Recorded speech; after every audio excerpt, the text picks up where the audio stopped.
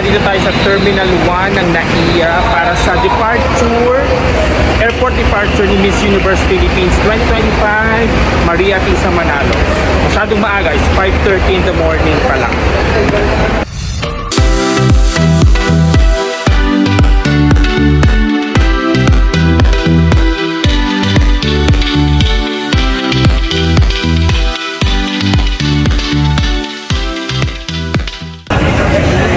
Waiting kami kaya Tisa Manalo. Atisa! Atisa! Atisa!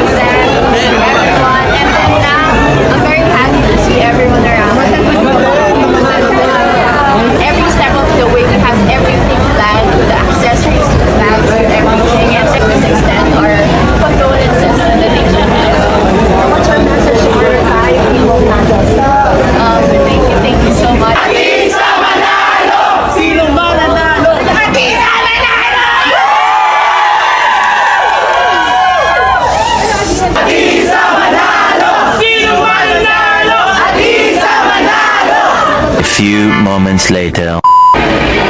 And tapos na yung airport send-off ni Maria Tisa Manalo, ang ating Miss Universe Philippines 2025 dito sa NAIA Terminal 1.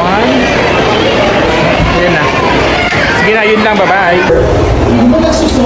Ayan, uwi na kami. Bye!